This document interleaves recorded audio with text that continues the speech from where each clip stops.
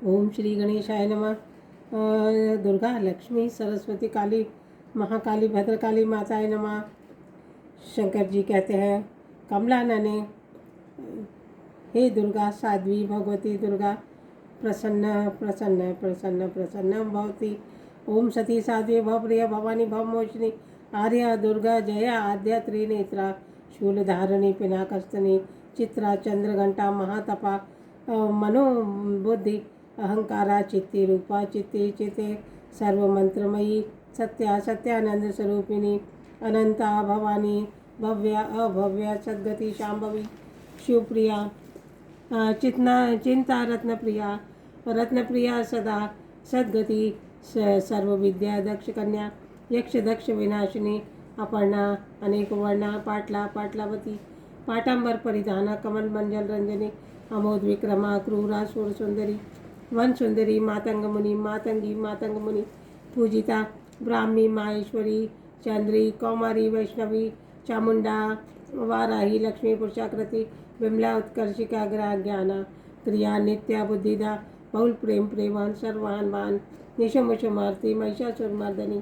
मधुकैटव हंती च चंडमुंड विनाशिनी सर्वसुर विनाशिनी सर्वदानव घातिनी सर्वशस्त्रमयी सर्वशास्त्रमयी सर्वशस्त्रधारिणी अनेकों शस्त्र हस्ता अनेकों शस्त्र धारिणी कौमारी एक कन्या किशोरी यति युवती प्रौढ़ा वृद्ध माता महोदरी मुक्त केशी गौर रूपा अग्निज्वाला रौद्र रूपी कालरात्रि तपस्विनी नारायणी भद्रकाली विष्णु माया जलोदी शिवदूती कराली अनंता परमेश्वरी कात्यायनी सावित्री प्रत्यक्षा ब्रह्मवादिनी।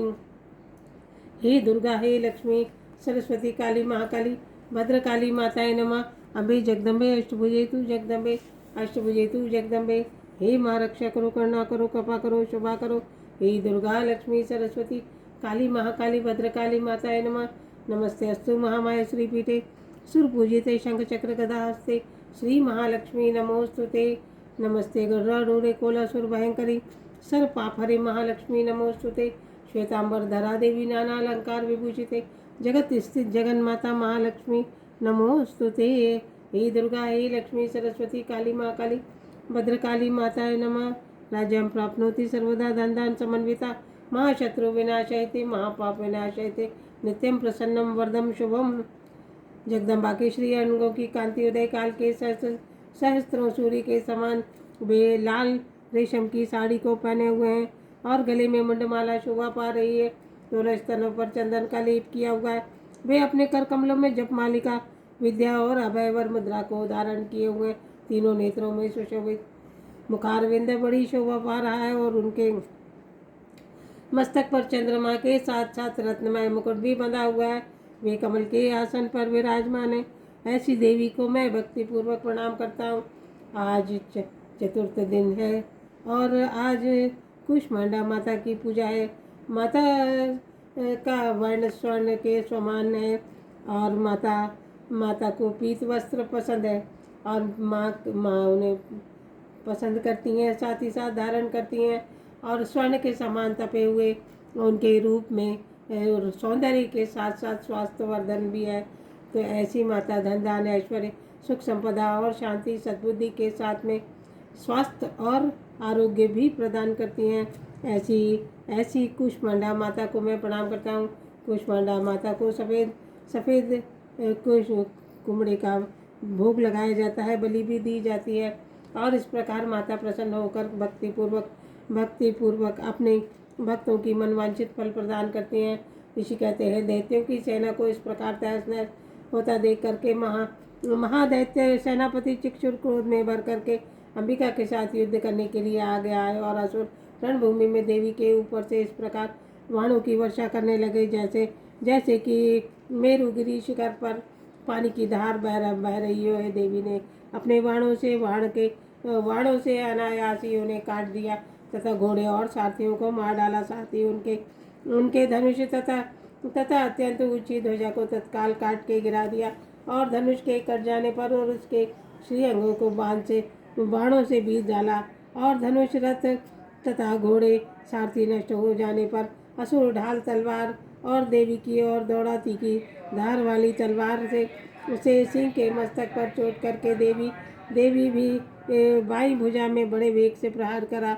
फिर तो देवी की वहाँ पर पहुँचते ही उसकी तलवार टूट गई और क्रोध से लाल लाल आंखें करके उस राक्षस ने त्रिशूल हाथ में लिया और उसे उस समय महादैत्य भगवती की भद्रकाली के ऊपर चलाया। वह शूल आकाश से गिरते हुए सूर्यमंडल की भांति भांति अपने तेज से प्रज्वलित हो उठा।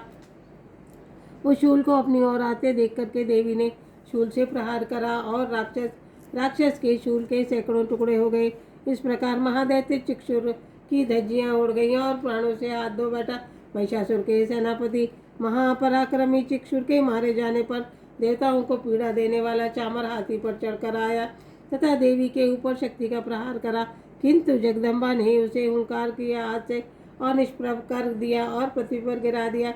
शक्ति के टूट जाने पर देख करके चामर को बड़ा क्रोध हुआ और उसने अपने द्वारा चलाए गए शूल और देवी ने भी उसे बाणों से काट दिया। अब तो देवी का सिंह उछल करके हाथी के मस्तक पर चढ़कर बैठ गया और महादैत्य के साथ खूब जोर लगाकर वायु युद्ध करने लगा। वे दोनों लड़ते लड़ते हाथी से पृथ्वी पर आ गए और अत्यंत क्रोध में भरकर एक दूसरे के ऊपर भयंकर प्रहार करते हुए तदंतर में देवी बड़े वेग से आकाश की ओर तदंतर सिंह ने बड़े वेग से आकाश की ओर उछला और फिर उसने उधर से गिरते समय पंजों की मार से चामर के सिर को धड़ से अलग कर दिया। इसी प्रकार उद्रग शिला तथा वृक्ष आदि मार खाकर के रणभूमि में देवी के हाथों से मारे गए।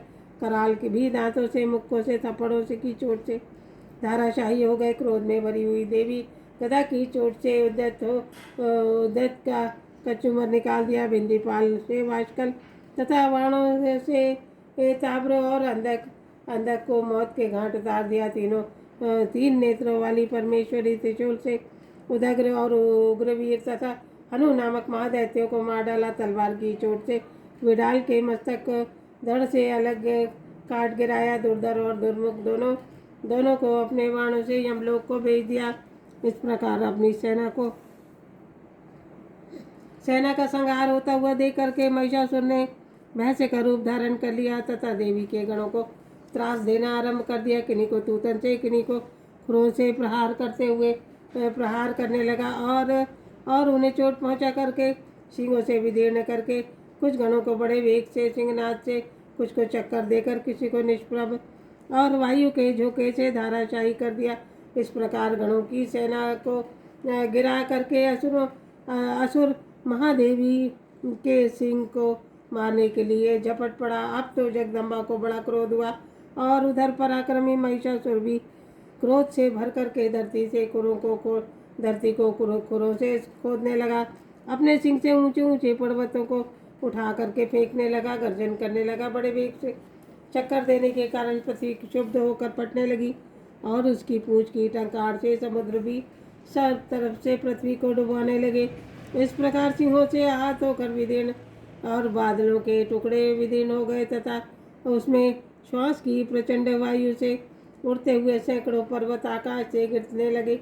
इस प्रकार क्रोध में भरे हुए महादैत्य अपनी ओर आता हुआ देख करके चंडिका उसके वध के लिए महान क्रोध किया। फिर तो पाश फेंक करके उन्होंने महान असुर को बांध दिया और उस महासंग्राम के बन जाने पर भैंसे का रूप त्याग दिया। तत्काल में सिंह के रूप में वह प्रकट हो गया और उस समय जगदम्बा जो हुई उसके मस्तक काटने के लिए उद्यत हुई त्यों ही खड़गधारी पुरुष के रूप में खड़ा हो गया। देवी ने तुरंत बाणों की वर्षा से ढाल और तलवार से पुरुष को बींध डाला।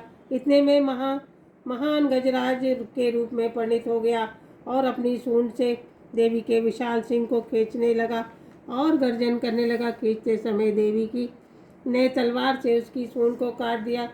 फिर महादैत्य पुनः भैंसे के रूप को धारण कर लिया।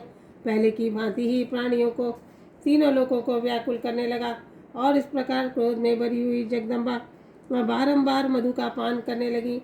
आंखें लाल हो करके हंसने लगी और उधर वह बल के पराक्रम से मत से उन्मत्त होकर राक्षस से कहने लगी, राक्षस के द्वारा उस सिंगों से चंडिका के ऊपर पर्वतों को फेंकने लगा। अब उस समय देवी ने बाणों के समूह को फेंके हुए पर्वत को चूर्ण करती हुई बोली। बोलते समय मधु का तेज और मध्य से लाल आंखें और वाणी लड़खड़ा रही थी। देवी ने कहा, ओ मूर्ख, जब तक मैं मधु का पान कर रही हूँ तब तक तू क्षण भर के लिए गर्जन कर ले। मेरे हाथ से तेरी मृत्यु अति शीघ्र होने वाली है। ऋषि कहते हैं, यूँ कह करके देवी उछली और महादैत्य के ऊपर चढ़ गई और इस प्रकार उनके उन्होंने उसे अपने पैर से दबाकर शूल से उसके कंठे पर आघात किया। पैरों से दबा होने के कारण महिषासुर के मुख से एक दूसरा स्वरूप बाहर आने लगा। अभी आधे ही शरीर को बाहर निकलता पाया था। देवी अपने प्रभाव से उसे रोक लिया। आधा निकला हुआ भी वह महादैत्य देवी के साथ युद्ध करने लगा तथा देवी ने बहुत बड़ी तलवार से उसके मस्तक को काट दिया। फिर हाहाकार करती हुई दैत्यों की सेना भाग गई और संपूर्ण देवता आनंद से अत्यंत प्रसन्न हो गए। देवताओं ने दिव्य महर्षियों के साथ दुर्गा देवी का स्तवन किया और गंधर्वराज गाना गाने लगे। अप्सराएं